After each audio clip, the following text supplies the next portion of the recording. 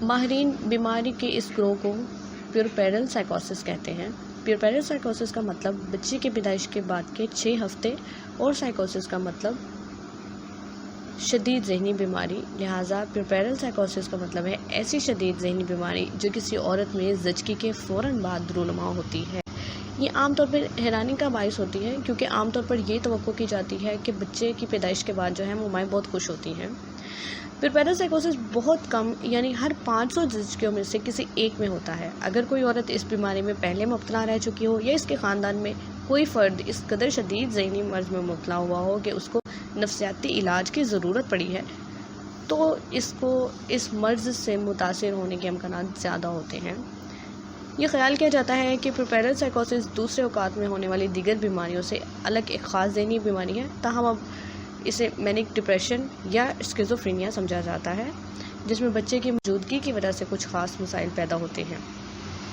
بچے کی پیدائش کے فوراً بعد ماں میں 3 اہم نفسیاتی بیماریاں پیدا ہوتی ہیں، جن میں ہے مینیا، ڈپریشن اور اسکیزوفرینیا۔ مینیا ایسی ماں جو مینیا میں مبتلا ہو وہ انتہائی توانائی اور اعتماد سے بھرپور ہوتی ہے۔ ایسی ماں آرام نہیں کرتی، ساری رات جاگتی ہے، کھانا بہت کم کھاتی ہے، حالانکہ وہ بے انتہا کام کر رہی ہوتی ہے اور بول بھی رہی ہوتی ہے۔ وہ اپنے بچے کو نظر انداز کرنے لگتی ہے کیونکہ اسے محسوس ہوتا ہے کہ ایسے بہت سارے کام کرنے ہیں، مثلا خریداری، مستقبل کے لیے منصوبے بنانا اور گھر اور اپنی زندگی کو دوبارہ ترتیب دینا وغیرہ۔ عام طور پر خوشگوار موڈ میں ہوتی ہے، لیکن اگر اس کے غیر حقیقی منصوبے پورے نہ ہو جیسے کہ اکثر ہوتا ہے تو وہ بہت زیادہ چڑچڑی ہو جاتی ہے۔ وہ ماں اور اس کے بچے دونوں کی صحت کے لیے متاثر ہونے کے امکانات بہت زیادہ ہوتے ہیں۔ ڈپریشن۔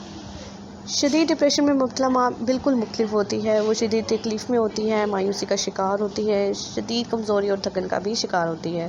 ڈپریشن میں مبتلا ماں میں چھوٹی چھوٹی باتوں کے لیے اپنے آپ کو الزام دینے، اپنے آپ کو برا سمجھنے اور حقیر سمجھنے کے خیالات اکثر موجود ہوتے ہیں۔ مریضہ یہ بھی محسوس کرتی ہے کہ دوسرے لوگ بھی اس کے ساتھ یا اس کے بارے میں ایسے ہی سوچتے ہیں۔ اس کی خوراک بہت کم ہو جاتی ہے، اس کی نیند بھی بہت کم ہو جاتی ہے اور صبح سویرے تقریباً 3 بجے کے ٹائم اس کی آنکھ کھل جاتی ہے اور اس وقت اس کی حالت بہت بری ہو جاتی ہے۔ اس کے خیالات میں خودکشی کی طرف مائل ہونا بہت زیادہ ہو جاتا ہے۔ شاذ و نادر ایسا بھی ہو سکتا ہے کہ ماں اس شدید ڈپریشن میں آ کر اپنے بچے کو ہی ختم کر دے۔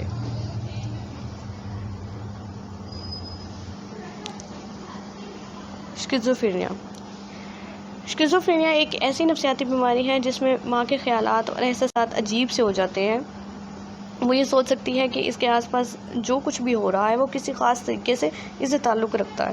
ہو سکتا ہے کہ وہ اسے ایسی غیبی آواز سنائی دے رہی ہو جو اس سے یا اس کے بچے سے متعلق باتیں کر رہی ہو۔ اسے یہ یقین ہو سکتا ہے کہ اس کا بچہ عجیب ہے، کوئی شیطان ہے یا کوئی بہت بڑی ہستی ہے۔ اسے یہ بھی محسوس ہو سکتا ہے کہ اسے کچھ دوسرے لوگ کنٹرول کر رہے ہیں جو اسے فائدہ یا نقصان پہنچانا چاہتے ہیں۔ گھر والوں کو اکثر سمجھ نہیں آتا کہ وہ اس طرح کی باتیں کیوں کرنے لگی ہے۔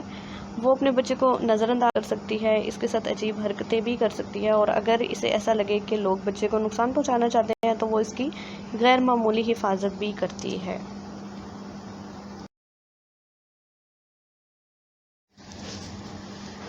اس کا علاج کیا ہے؟ ماہر نفسیات ماں، بچے اور خاندان تینوں کی بھلائی میں دلچسپی رکھتا ہے۔ عام طور پر بیماری کی شدت کی وجہ سے ہسپتال میں داخلے کی ضرورت بھی پڑتی ہے۔ اگر ماں بہت شدید بیمار نہ ہو، مثلا اسے خودکشی کے خیالات نہیں آ رہے، تو بعض کیسز میں گھر پہ علاج ممکن ہے۔ پیورپیرل سائیکوسس میں ادویات یا جسمانی علاج کی ہمیشہ ضرورت پڑتی ہے۔ علاج شروع کرنے میں ذرا سی بھی دیر نہیں کرنی چاہیے۔ اس کے بعد باتوں کے ذریعے علاج، جسے سائیکو تھراپی کہتے ہیں، اس کے نتائج عام طور پر ہفتوں اور بعض اوقات مہینوں تک ظاہر نہیں ہوتے، جبکہ ادویات یا جسمانی علاج کے نتائج دونوں دنوں یا ہفتوں میں ظاہر ہو جاتے ہیں۔ اینٹی ڈپریسنٹ اور اینٹی سائیکوٹک ادویات عام طور پر استعمال ہوتی ہیں اور اس کے بعد واحد جسمانی علاج، جس کو الیکٹرو کنولسو تھراپی کہتے ہیں، جو سننے میں خطرناک لگتی ہے اور اکثر لوگ اس کے نام سے ڈر جاتے ہیں، لیکن یہ شدید ڈپریشن کی حالت میں بے حد مؤثر ہے۔ سمجھ لیں کہ یہ مرتے ہوئے انسان کی جان بچا لیتی ہے۔ اس سلسلے میں جو ہم ہارمونز کا استعمال بالکل نہیں کر سکتے، کیونکہ ہمیں نہیں پتہ ہوتا ہے کہ ہارمون کی تبدیلی کس طرح کام کرتی ہے۔ تاہم وہ خواتین جن کو ایک بار پیوپیرل سائیکوسس ہو چکا ہے، ان میں ہارمون دوبارہ اس کو ہونے سے روکنے میں کسی حد تک مدد کر سکتے ہیں۔ اور سب سے اہم پوائنٹ یہ ہے کہ دودھ پلانا ماں اور بچے میں ایک طاقتور تعلق کو جنم دیتا ہے، اس لیے وہ ادویات جو دودھ کے ذریعے بچے میں پہنچ سکتی ہیں، ان سے پرہیز کیا جاتا ہے۔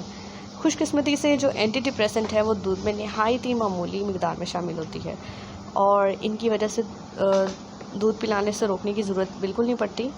ECTV جو ہے، جسے الیکٹرو کنولسو تھراپی کہتے ہیں، اس سلسلے میں بالکل بھی رکاوٹ نہیں ہے۔ تاہم لیتھیم کاربونیٹ جو ہے وہ مینک ڈپریشن میں دی جاتی ہے، وہ سب سے زیادہ طاقتور دوا ہے، وہ دودھ میں منتقل ہو سکتی ہے، اس لیے اگر ضرورت پڑے تو بچے کو بوتل سے دودھ پلانے کی تجویز دی جاتی ہے۔